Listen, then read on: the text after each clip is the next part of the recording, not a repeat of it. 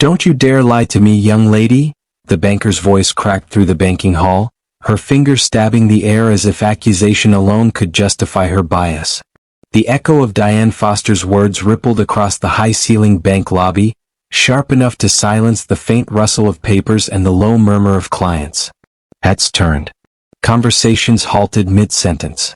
Even the rhythmic clack of heels across polished tiles stilled. A child stood frozen at the center of it all, her back straight, her expression calm, her eyes wide but unflinching. Tanya Green, a 10-year-old with quiet poise far beyond her years, met the woman's glare without trembling. Her small hands rested at her sides, fingers loosely curled as though holding on to her own calm. The blue of her school uniform stood out against the marble floor, too plain for the opulent gold patterns of the bank's VIP section. And that was enough for Diane Foster to decide she didn't belong there. "I asked you a question." Diane pressed on, her tone sharp, slicing through the stillness. "What are you doing here? Who let you in? This area isn't open to the public." Her voice carried the conviction of someone who had mistaken prejudice for professionalism. Tanya opened her mouth to respond, but Diane cut her off with a raised palm. "Save it. Don't even try to make excuses." The little girl's face didn't change. Her calm unsettled Diane more than any answer could have. A faint hum of unease spread through the lobby, customers exchanging glances, employees pretending to type while watching from behind monitors. The air was thick with discomfort, yet no one spoke. A woman in a crisp blue uniform stepped forward from the side, Sergeant Olivia Hale, a 34-year-old officer known among her colleagues for her measured tone and clear conscience. She approached cautiously, placing a gentle hand on Tanya's shoulder. "Ma'am," she said quietly to Diane, "maybe we should." "No, Olivia," Diane snapped, not even turning her head. "I'll handle this." Her voice dripped with certainty. Children shouldn't be wandering into restricted areas. Especially those who clearly don't have any business here. Her last words landed heavily, the implication obvious, cruel, and public. A murmur ran through the onlookers, subtle yet charged. Tanya's eyes lowered for a moment, not out of fear, but in disbelief that such ignorance still wore a tailored suit. Olivia's hand stayed on the girl's shoulder, firm but comforting. Her jaw tightened as she struggled between duty and conscience. "She's just a kid," she murmured, but Diane's sharp look silenced her. The banker crossed her arms, the corner of her mouth curling with self-importance. "You see, this is the problem," she said loudly, ensuring her voice reached the curious crowd. "People think they can just walk in anywhere, sit anywhere, act like they belong." She turned back to Tanya, lowering her tone but not her condescension. "Where's your parent, sweetheart? Or are you here too?" She paused, searching for a word that wouldn't sound as harsh as what she meant. "Look around." Tanya's eyes lifted again, calm but cutting. "I'm waiting for my mom," she said softly. Her tone was respectful, her diction crisp. It carried no apology, only quiet truth. "Oh really?" Diane said with a mocking laugh. "And who might your mom be exactly?" The girl tilted her head slightly, her braids shifting over her shoulder. "She's coming," she said simply. Diane smirked. "I'm sure she is." She turned toward the front desk and gestured sharply to the receptionist. "Call security," she said. "Now. Before this turns into a bigger issue." Olivia spoke before the receptionist could move. "Ma'am, I'm already here. There's no threat." "That's your opinion," Diane replied, ice in her voice. "But this is my branch. I decide who belongs here." The silence that followed was almost tangible. Tanya didn't move. Her stillness was a kind of defiance. The banker's breathing quickened, as though she needed the girl's submission to validate her authority. But Tanya wouldn't give her that satisfaction. Customers exchanged whispers again, uncomfortable, hesitant. Some frowned. A woman near the teller counter muttered, "She's just a child," but looked away when Diane's eyes flickered toward her. Fear and conformity kept the room still. Tanya's calm composure began to unsettle even Olivia. The officer could feel the strength radiating from the child's restraint, not fear, not rebellion, but quiet dignity. It was the kind of strength that came from someone raised to know her worth, even when others refused to see it. Do you have any idea who I am? Diane said finally, lowering her voice but sharpening its edge. I run this branch. I've worked my way up for 15 years. I won't have people disrespecting my rules. Tanya didn't flinch. I'm not breaking any rules. Diane stepped closer, her heels clicking sharply. Don't talk back to me, young lady. This is not a playground. Olivia took a slow breath, trying to de-escalate. Miss Foster. Stay out of this, Diane interrupted again, her voice booming across the lobby. If she won't leave, escort her out. The officer hesitated. Her duty was clear, but her conscience screamed otherwise. She said she's waiting for her mom, Olivia said quietly. We can give her a minute. She's lying, Diane snapped. Look at her, she doesn't belong here. And just then the sound of measured footsteps echoed through the hall. The kind that carried confidence without noise, power without announcement. Every head turned. From the entrance of the VIP corridor, a woman in a gold suit approached, her presence calm, her gaze unwavering. Cynthia Green, a 40-year-old visionary whose poise alone could silence a room, walked forward with quiet authority. Her stride was smooth, her eyes steady, her expression unreadable. She took in the scene, the pointing finger, the rigid stance, the small child standing tall, and said nothing. Diane's posture stiffened slightly, mistaking Cynthia for another wealthy client. Ma'am, she said, her tone softening only slightly, please bear with us. We're handling a situation. Cynthia's gaze drifted to her daughter. A situation? She repeated quietly. Yes, Diane replied briskly, regaining her confidence. This child wandered into the VIP section. I'm sure she doesn't belong here, so we're... She does belong here, Cynthia interrupted. Her voice was calm, but its precision cut sharper than Diane's shouting ever could. The banker blinked, momentarily thrown off. Excuse me? Cynthia stepped closer, her eyes locked on the woman's face. You're excused, she said simply, the words falling with deliberate weight. The silence that followed was absolute. Even Olivia straightened, sensing a shift, a change in hierarchy that no one yet understood but everyone felt. Diane opened her mouth to protest, but Cynthia's tone left no room for it. That child, she said, motioning gently toward Tanya, is my daughter. Gasps rippled through the room. Diane's expression froze, the color draining from her face as the reality of her mistake sank in. Cynthia's calm never wavered. She looked at Olivia. Thank you for being patient, she said kindly, then turned to her daughter. Are you all right, sweetheart? Tanya nodded. Yes, Mom. Cynthia smiled faintly, the warmth in her tone contrasting the chill in her words that followed. Good. Because I believe this bank, our bank, should be a place where no one is ever made to feel small. The room went silent again, but this time the quiet was reverent. Diane stood frozen, her confidence shattered, her authority unraveling. What would you do in this moment? Comment below if you believe in equal treatment for everyone. Hit subscribe if you believe racism should never be excused. Diane's throat went dry.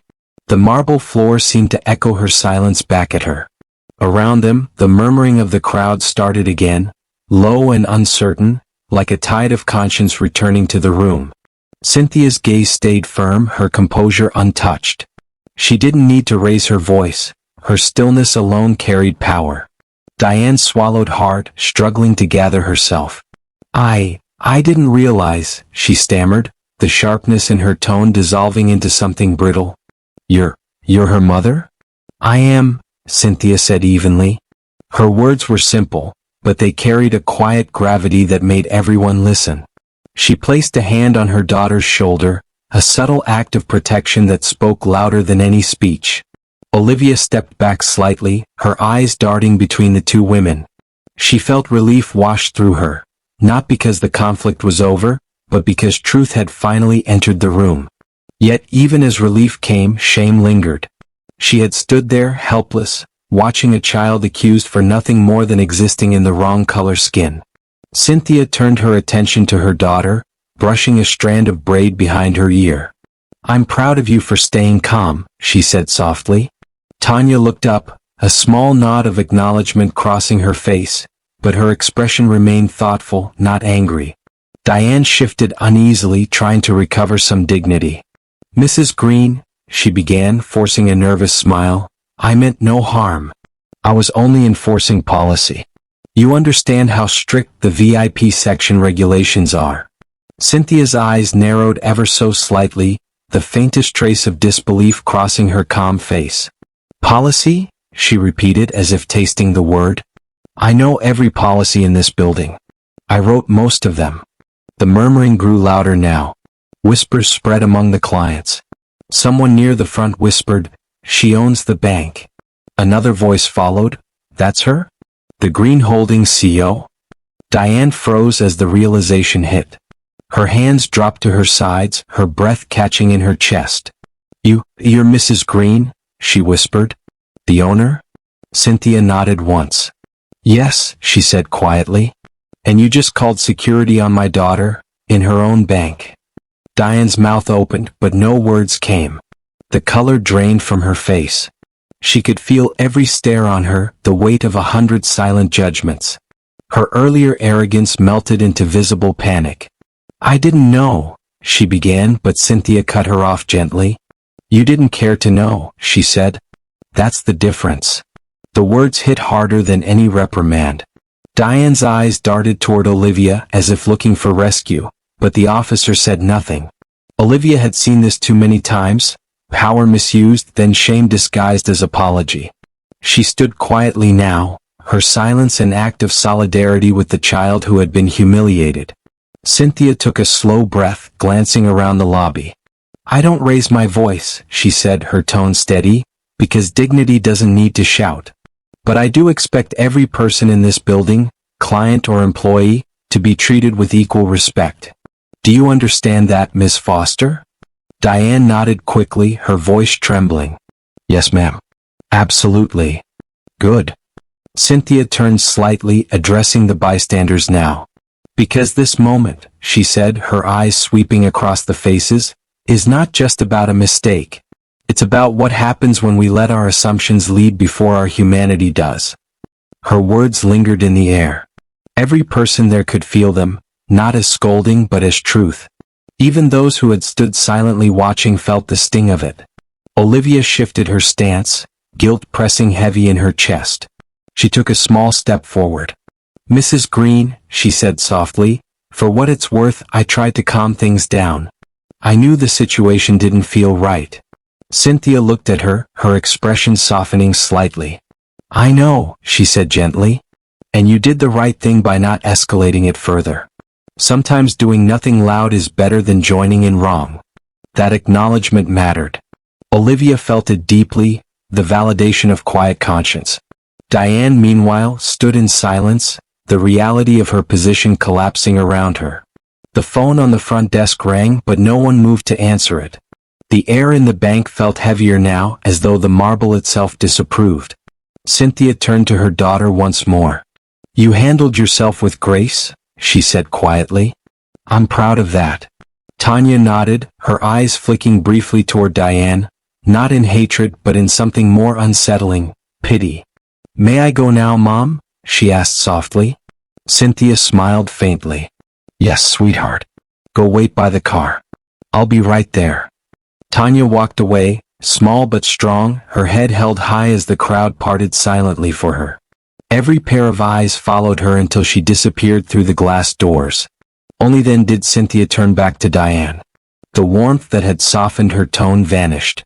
"Miss Foster," she said, "I built this institution to stand for opportunity, for fairness. It exists so that families, workers, and children can walk through these doors and feel safe, respected, and seen. You have failed that principle today." Diane's voice cracked. "Please, Mrs. Green." Cynthia raised a hand, stopping her mid-sentence. "You may gather your things. Human Resources will contact you by end of day." The color left Diane's face completely. Her lips parted in disbelief. "You're dismissing me?" Cynthia nodded. "No," she said quietly. "Your actions dismissed you long before I arrived." The statement fell like a verdict. The audience of staff and clients remained silent, but the look on their faces said what none dared to voice. Justice had just entered the room. Olivia swallowed hard, still processing what had unfolded. She stepped closer, speaking quietly. "Mrs. Green, thank you for saying what so many of us can't." Cynthia offered her a small, knowing smile. "You shouldn't have to thank anyone for fairness," she said. "It should be the standard, not the exception." Her words landed like a moral carved into stone. She looked around once more, her gaze sweeping across every stunned face. "Let this moment be remembered," she said. "Because respect cannot depend on appearance, and dignity cannot be reserved for those who look the part." The room stayed silent. No one moved. Even Diane, standing with trembling hands, couldn't speak. She only nodded faintly, shame heavy in her eyes. Cynthia turned to leave, her steps deliberate, the echo of her heels measured and calm. She walked past Olivia, who gave a respectful nod, and past the still crowd whose silence now carried a strange mix of admiration and guilt.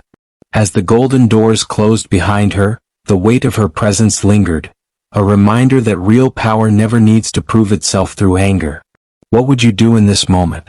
Comment below if you believe in equal treatment for everyone. Hit subscribe if you believe racism should never be excused. Outside the bank, the air was still.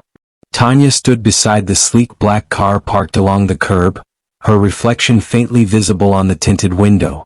She was quiet, her hands folded neatly in front of her, her face calm but thoughtful. Inside her young mind, questions rippled like slow waves, not about fear, not about anger, but about why people could look at her and see something less than human. Cynthia stepped out of the grand glass doors moments later, her composure unbroken. The golden light from the marble lobby framed her like a contrast, authority leaving a place that had just witnessed its own awakening. She exhaled softly as she approached her daughter. "Did I do something wrong, Mom?" Tanya asked, her voice gentle, her eyes searching. Cynthia's heart tugged, but she didn't let emotion cloud her expression. "No, sweetheart," she said, kneeling slightly so they were face to face. "You did everything right. The wrong was never yours to carry." Tanya's brow furrowed. "She looked at me like I wasn't supposed to be there." Cynthia paused before answering. "That's because some people only see what they expect to see," she said quietly. "They don't look deeply enough to know who you are." The child nodded slowly. There was no bitterness in her, only quiet comprehension, the kind that comes when a truth you shouldn't yet have to learn becomes impossible to ignore. Across the street, Olivia stood in the shadow of the bank's front column, watching them through the glass. She couldn't bring herself to go back inside just yet. Something about the encounter had struck her deeply, not only the injustice of it but the way it had unfolded. The silence that had followed Cynthia's words still echoed in her chest. Inside the lobby, Diane Foster sat at her desk, motionless. The murmur of the bank had returned, though softer than before, as if the air itself carried guilt. The receptionist avoided eye contact. A few employees whispered, but no one dared to approach her. For the first time in her 15-year career, Diane felt exposed, not by gossip, not by failure, but by her own reflection. She glanced toward the glass doors where Cynthia had stood minutes earlier. The image replayed in her mind, the gold suit, the poised stance, the cutting calm. She realized painfully that what had destroyed her confidence was not the loss of power, but the dignity of the woman who never needed to raise her voice. Cynthia's voice still haunted her. "You didn't care to know. That's the difference." The words gnawed at her. She thought of all the people she had dismissed, all the assumptions she had made without question. She had never seen herself as cruel, just professional. But now that word, professional, felt empty. It sounded like an excuse. Meanwhile, outside, Cynthia and Tanya entered the car. The driver closed the door behind them. The world inside the vehicle felt quieter, protected. Cynthia took a long breath, then reached for her daughter's hand. "Do you know why I didn't yell?" she asked softly. Tanya looked up. "Because yelling doesn't make people listen?" Cynthia smiled faintly. "Exactly. Yelling might make people afraid, but calm makes them hear. Real strength never needs noise." Tanya thought about that, her gaze drifting to the window where she could still see the bank's name carved in stone above the entrance. "Will she lose her job?" she asked quietly. Cynthia hesitated. She already lost her respect, she said. Sometimes that's worse. But yes, she will face consequences. That's not about revenge, it's about responsibility. The car began to move. Cynthia looked out the window as they pulled away, her mind running through the years it had taken her to build the very institution where she had just been disrespected. Every brick, every decision, every policy had been shaped with the belief that equality could be more than a slogan, that it could live in the walls themselves. Yet prejudice had still crept in, hidden behind smiles and corporate manners. She felt a quiet anger rising beneath her control, not loud but steady. It wasn't about what had been said to her daughter, it was about what could have happened if she hadn't arrived in time. Across town, Olivia returned to her small office within the precinct. The moment she sat down, she couldn't focus on her reports. The scene replayed in her head, the accusation, the silence, the humiliation. She had seen racism in her work before, but something about this one felt different. Maybe it was because it involved a child. Maybe because she had a daughter the same age. She finally opened her drawer and took out a notepad, writing down what had happened. Every word, every reaction. Not because she was told to, but because she wanted accountability to exist in writing. Somewhere inside her, something had shifted too. She promised herself quietly that next time, she wouldn't just stand and whisper. Back at the bank, word of the incident spread fast. Employees spoke in hushed tones, replaying the moment when the owner had revealed herself. Some spoke with guilt, others with pride that justice had been served. But everyone felt the tremor it had caused, the kind that makes people reevaluate the silent prejudices they pretend not to have. By the next morning, a corporate memo circulated. It came directly from Cynthia Green's office. The subject line was simple. Human dignity and conduct. The message was brief, written in Cynthia's composed style. This bank was founded on respect, opportunity, and equality. No employee, regardless of position, will ever be permitted to forget that. A single act of bias undoes years of trust. Let today be the day we rebuild that trust through self-awareness and accountability. The email spread across all branches. In offices and boardrooms, people read it and fell silent. No corporate training could have carried its weight. It wasn't a memo, it was a mirror. For Diane Foster, it marked the end. By noon, her desk was cleared, her access revoked. She walked out quietly, no heels clicking this time, no authority in her stride. Her mind replayed everything, especially the look in the young girl's eyes, calm, fearless, dignified. That image stayed with her longer than the humiliation. It was a reflection of everything she had lost by seeing others through bias instead of humanity. Later that day, Cynthia sat in her office, the top floor of the same building where everything had happened. Through the window, she could see the city skyline glowing gold against the afternoon light. Tanya sat across from her, swinging her feet softly under the chair. "Do people change, Mom?" the girl asked. Cynthia looked at her daughter, then at the city below. "Some do," she said. "But only when they decide to see what they've refused to see before." Tanya smiled faintly. "You think she'll change?" "I hope so," Cynthia said. "Because the world needs fewer people who act powerful and more who understand it." The office grew quiet again. The hum of the city outside blended with the faint ticking of the wall clock. It was a silence filled not with tension but with reflection, the kind that precedes change. What would you do in this moment? Comment below if you believe in equal treatment for everyone. Hit subscribe if you believe racism should never be excused. The following morning began with a strange hush that seemed to linger through the corridors of the bank. Employees moved quietly, glancing at one another with the caution that comes after a storm. Nothing had been said publicly, but everyone knew. The confrontation, the revelation, and the dismissal had all happened in full view of staff and clients. No press release could hide it. Cynthia arrived at the branch just before noon. Her calm presence drew immediate attention. Whispers followed her but quickly faded as she walked past. There was no anger in her expression, only purpose. She was not returning for vengeance, but to restore order and meaning to a place that had nearly betrayed her values. She stepped into the same marble hall where it had all unfolded.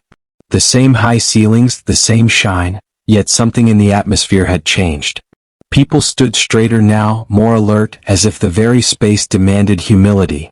The scent of polished wood and coffee lingered faintly in the air. Olivia stood near the front desk, checking her radio when she saw Cynthia enter. Their eyes met briefly, a look of mutual respect passing between them. Olivia nodded, and Cynthia returned it with a faint, approving smile. "Good afternoon, Sergeant," Cynthia said. "Ma'am," Olivia replied softly. "Everything's been calm today." "I'm glad to hear that." Cynthia paused, glancing around. "Sometimes calm means people are thinking." Olivia hesitated. "They are," she said. "We all are." Cynthia studied her for a moment. "You stayed composed yesterday," she said quietly. "That's not easy when you're standing between what's right and what's expected." Olivia gave a small, almost embarrassed smile. "I didn't do enough." "You did what your conscience allowed," Cynthia replied. "That's the beginning of courage." For a brief moment they stood in silence, two women from different worlds united by integrity. Then Cynthia nodded toward the back hallway. "Walk with me." As they moved through the bank, employees stood aside, eyes following them.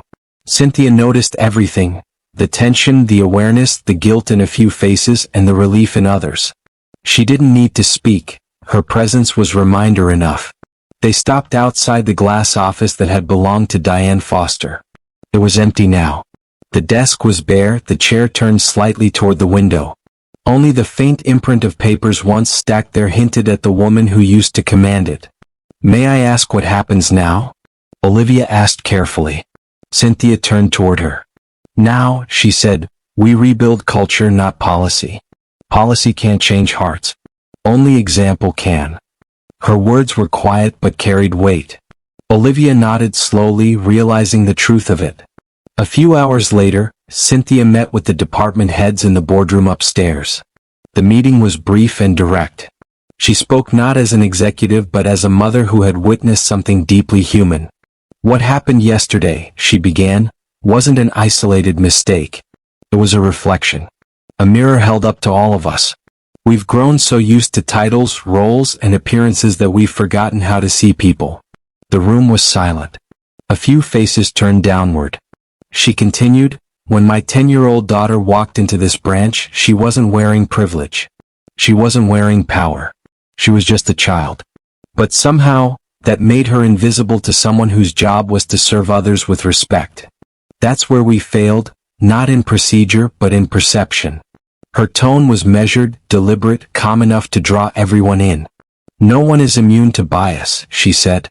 "But what we can control is how we act when that bias whispers to us. You can choose to pause, to question it, to listen instead of assuming. That's how fairness begins, one decision at a time." When she finished, no one clapped. They didn't need to. The message didn't ask for applause. It demanded reflection. Downstairs, Olivia lingered by the security desk, thinking about every word she'd just overheard through the intercom. She felt something shift inside her, a sense of purpose that went beyond her badge. Maybe, she thought, justice wasn't only about catching wrongdoing. Maybe it was about preventing it before it started. That afternoon, Cynthia invited her to the office. When Olivia entered, she found the CO standing by the window, gazing at the city beyond. "Sergeant Hale," Cynthia said, turning toward her, "I'd like you to join the bank's Ethics and Training Committee. We need someone who understands both authority and compassion." Olivia blinked, surprised. "You want me to work here? Part-time while you serve?" Cynthia said. "I don't want to teach rules. I want to teach responsibility." The offer caught Olivia off guard. For years she had enforced rules but never shaped them. "I'd be honored, ma'am," she said finally. Cynthia smiled. "Then let's begin with your story. People need to hear what you witnessed, not for drama but for change." Later that week, the first staff seminar was held in the same marble hall. Employees gathered, the memory of that day still fresh. The program was titled Seeing Beyond the Surface. Cynthia began the session, her voice even and calm. "We've all made assumptions," she said. But we can choose what to do with them. We can confront them, correct them, and grow. As she spoke, Tanya sat quietly in the front row, watching her mother with admiration. The young girl didn't fully grasp the scale of what was happening, but she knew her mother's words carried the same power that had silenced a room full of strangers. In the days that followed, stories spread across branches, not gossip this time but praise. Employees began greeting clients differently. Managers paid attention to their tone. Security guards learned to look past uniforms and appearances. Change didn't happen overnight, but something had begun to shift. One morning, Cynthia received a letter. It came from Diane Foster. The handwriting was neat but shaky. The letter was brief. Mrs. Green, I owe you and your daughter an apology that words will never balance. You were right, I didn't care to know.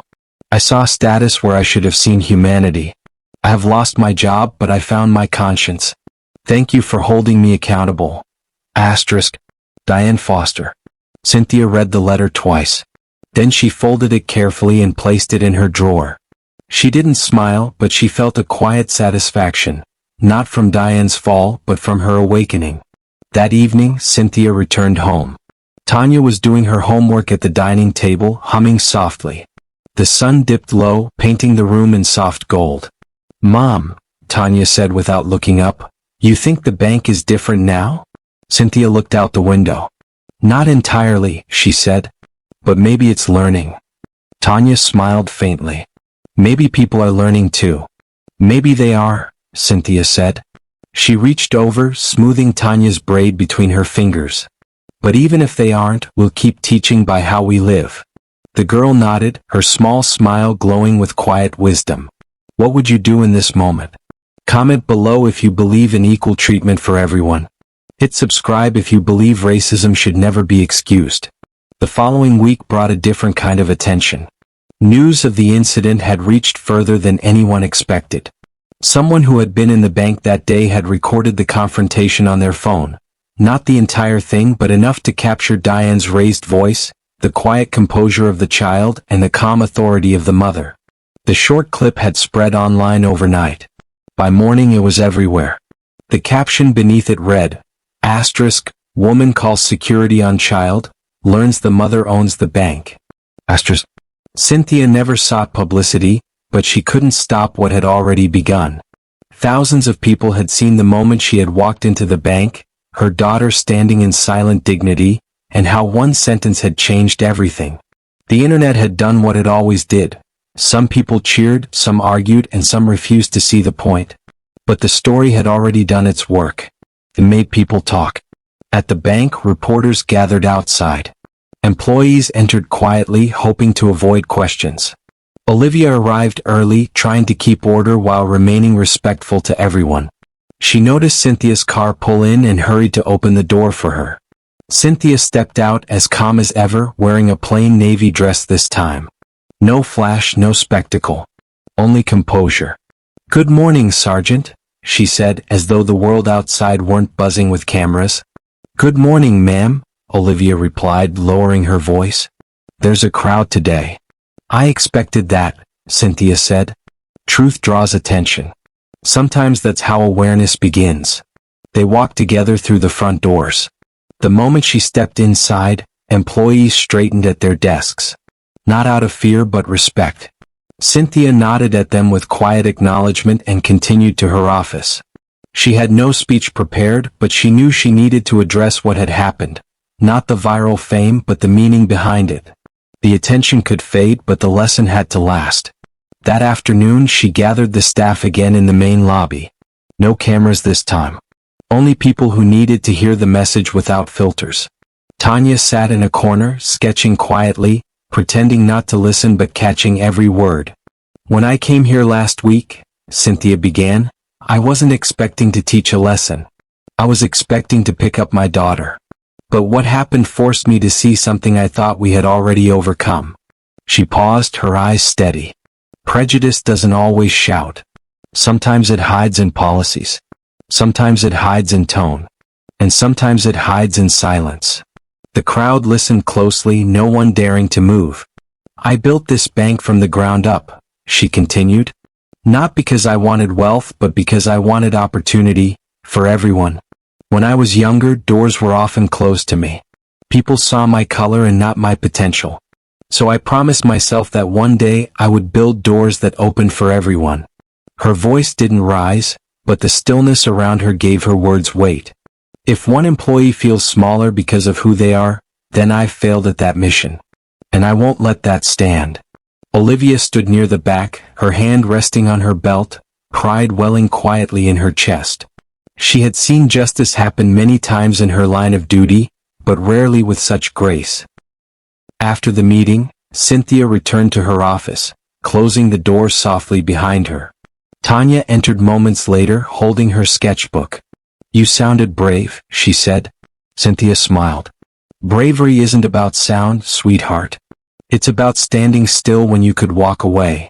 The girl flipped open her notebook and showed her mother the drawing she had made, a small figure standing in the middle of a huge hall, surrounded by taller shadows. Above the figure, she had written one line in careful handwriting. Asterisk, respect doesn't need permission. Asterisk. Cynthia looked at the drawing for a long moment. "That's powerful," she said. Tanya shrugged lightly. "It's just true." Later that evening, Cynthia sat at her desk reviewing correspondence. Messages from strangers poured in, people sharing their own experiences, their own silent humiliations, their own stories of dignity and resistance. Some were parents. Some were children. Some were employees who had seen themselves in Diane. One message caught her attention. It came from a young teller at another branch. "Mrs. Green," it read, asterisk, "I realized I've done the same thing in smaller ways, assuming who belongs and who doesn't. I'm ashamed. But I'm learning." Asterisk. Cynthia leaned back in her chair, her eyes softening. This was what mattered. Not the headlines. Not the viral fame. Change was beginning, even if small. Meanwhile, Diane Foster sat in her modest apartment across town, watching the same video on her phone. She had watched it more times than she could count, trying to understand the woman she had been in that moment, the one who pointed her finger and saw threat instead of innocence. The comments online were merciless. Her name was being discussed everywhere. But she didn't care about the noise anymore. She cared about the truth. For the first time in her life, she saw herself clearly. The pride she once called professionalism had been prejudice in disguise. The authority she used to feel wasn't respect, it was fear. And fear built on bias was the weakest kind. She put the phone down and whispered softly, "I'm sorry." Not for the cameras, not for the world, but for the child she had wounded and the part of herself she had lost in that moment. At the same time, Olivia sat in her small kitchen, scrolling through the comments on the viral clip. Among the noise, one comment stood out, asterisk, "The quiet power of that little girl says more than 100 speeches ever could." Asterisk. Olivia smiled faintly, closing her phone. She thought of her own daughter sleeping in the next room and whispered a silent promise. "You'll grow up in a world that listens better than this one." Back in her office, Cynthia looked out over the city. The skyline shimmered with 1,000 lights, each one reflecting a story. She thought about how fragile dignity could be, how easily it could be taken, how rarely it was defended. But she also thought about how easily it could be restored when someone chose to stand for it. She turned off her lamp, her voice soft as she looked toward Tanya's sketch resting on the edge of her desk. "Respect doesn't need permission," she repeated under her breath. "It just needs courage." What would you do in this moment? Comment below if you believe in equal treatment for everyone. Hit subscribe if you believe racism should never be excused. The following Monday morning felt different. The air inside the bank no longer carried the stiffness of hierarchy, but a quiet awareness, the kind that grows only after truth has been spoken out loud. Employees greeted one another more sincerely, the nervousness from before replaced with something lighter, something human. A sense of humility lingered in the walls, a silent reminder of what had unfolded in that same marble hall.